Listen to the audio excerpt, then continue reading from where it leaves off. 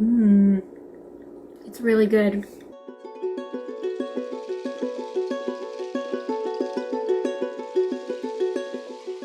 Hey everybody, it's Lucy. I'm really excited today because I'm on a mission to forage some elderflower blooms to make elderflower cordial.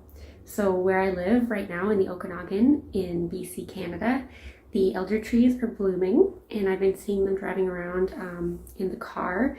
So I'm really excited to take my bike today. It's my day off and I'm gonna go see if I can find some blooms and make some delicious elderflower cordial, which I will show you how to make. So come along. This was the first location that I visited. It's an elderflower tree that's right across the street from a place that I used to live. And I was a little bit disappointed to find that most of the florets had already developed berries and the flowers were kind of in short supply. Most of them had already flowered, and the ones that were still good were a little bit precarious to reach or to up high. So then I remembered that there was actually another elderflower tree about a 5-minute walk down the road by this beautiful community garden. And when I got there, I was super excited because I realized that that tree was a little bit behind in terms of its development, so its flowers were at the exact perfect moment for picking. And so I filled my bag pretty full, and I saw this really cute ladybug along the way. And yeah, this is my haul. Let's make some elderflower syrup. I think I have about 200 grams of elderflower heads in this bag. And so the way I couldn't really film when I was picking because it was just me and you need 2 hands because you're using scissors. So in case you guys have not picked elderflower before, you just use scissors and you cut the head off right at the base of where all of the little stems start for the flower heads. And then it all stays together and you can fill up a bag like this really quickly. I mean, in like 5 minutes. So it's not really labor intensive or anything like that.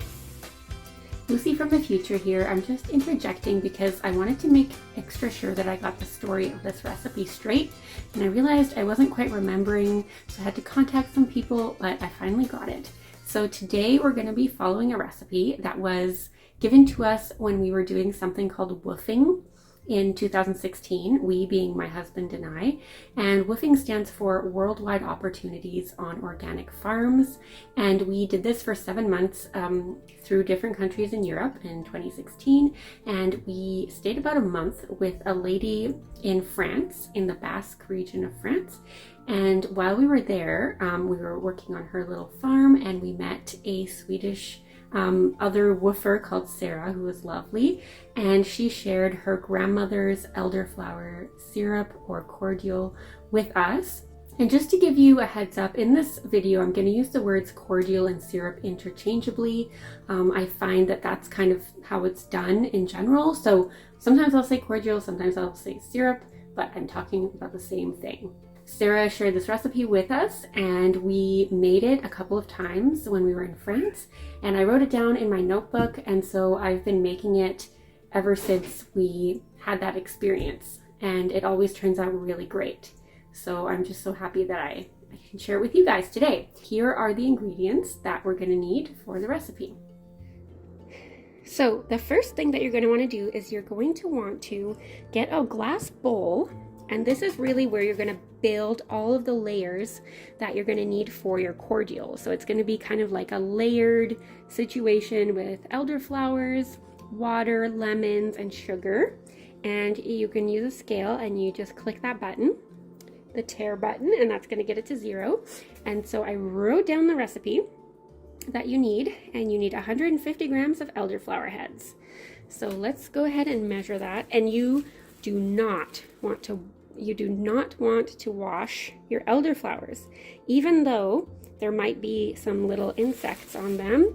I noticed some aphids on one of the trees that I was picking. You do not want to be washing them because you're going to wash all the flavor off. So that is no good. Okay. So I picked more than I needed actually, which is fine. 150 grams. Let's see. 129. I'm actually going to leave the lower quality ones in the bag. 142. Let's see. 47. 149. Okay, I think that's pretty good. So, measured out our elderflowers, and then we're going to need 600 grams of boiling water, which we'll get to later. We're also going to measure out 400 grams of sugar, and we're going to slice up 2 lemons. 400 grams of sugar measured. Lemon slicing complete. And I've got my 600 grams of water boiled. And in the recipe, it actually says you're supposed to pre-melt half the sugar into half of the water before you start layering the ingredients. So I've actually separated out the sugar into 2 bowls, and I'm going to pour 300 milliliters of water into this glass thing, which actually tells me exactly when I'm going to reach 300 milliliters. And hopefully it does not crack. There we go. And I'm going to pour this into my bowl. Okay, and then I'm supposed to pre-melt half of the sugar and put a couple of the lemon slices in. So I'm just going to take a little wooden spoon, and so this is 200 grams of sugar and 300 grams of water. And we're going to strain all of this after, so you don't have to worry about taking the seeds out of the lemons. Perfect. Wow, okay, that's all melted.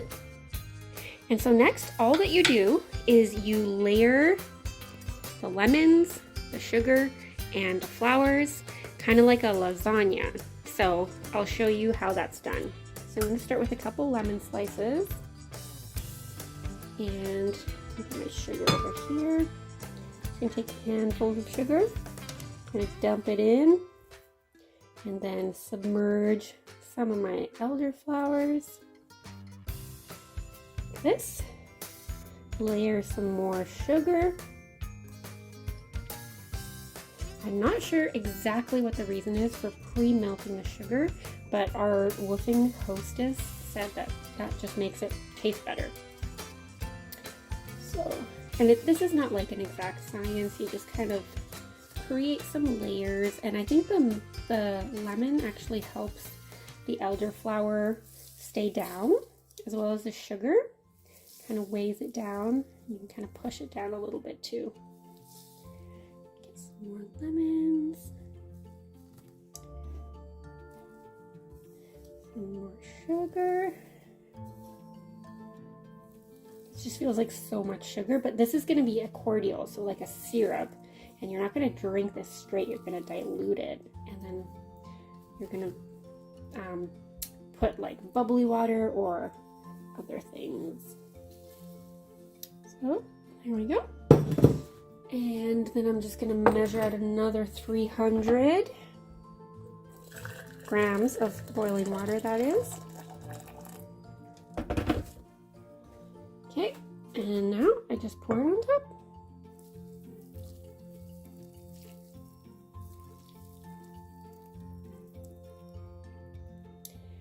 And I'm going to try and see if I can get everything under the water.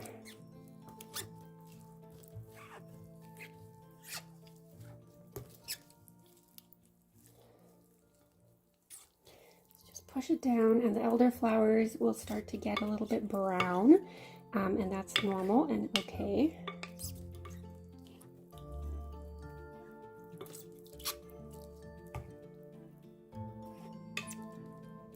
Go.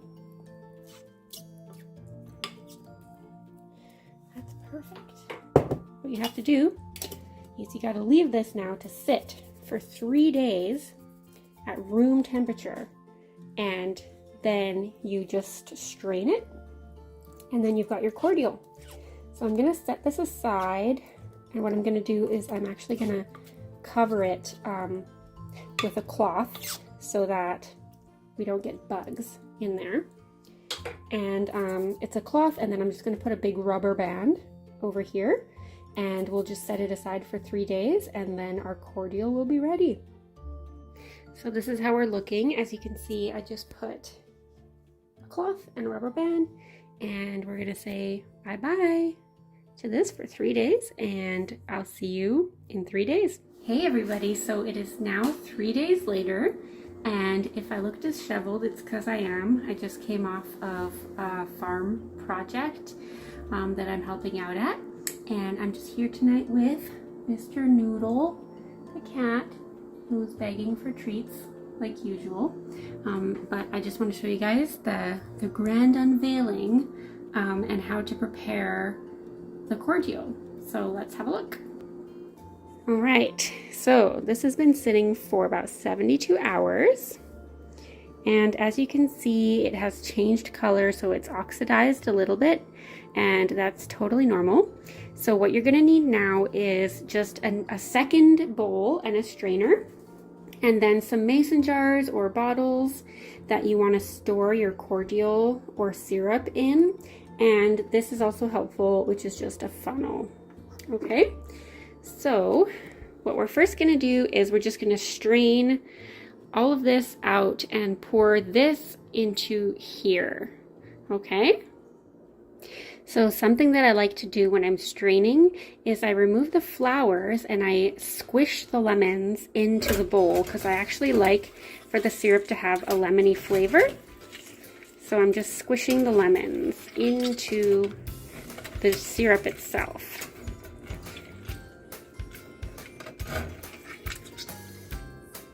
Okay, so now we are ready to serve. All you're gonna need is some bubbly carbonated water or regular water. I really like it with the carbonated water.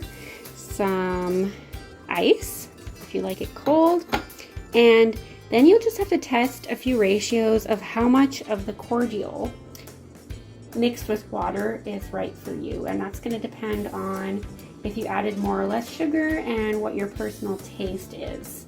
So let's give this a try. Okay, so I filled my glass up about to here. Let's see, I'll show you. About to here with the syrup, and then I filled the rest up with bubbly water.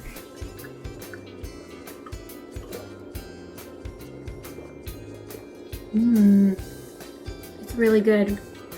It's like, yeah, elderflower just has a taste that's really unique. You can really taste the flowers, and it has like a special smell as well. So it's not just like sweet or lemony, it really has a flower taste. And something else that you can do, which I might do on the weekend, is you can add a bit of white wine and make kind of like an elderflower spritzer, which is super delicious. I highly recommend you guys try that if you haven't already. And if you have a recipe that's different than mine for making elderflower syrup or cordial, feel free to share that in the comments below, because I'd love to learn about it. And thank you so much for joining me for this video, and I'll see you in the next one. Thank you. Bye.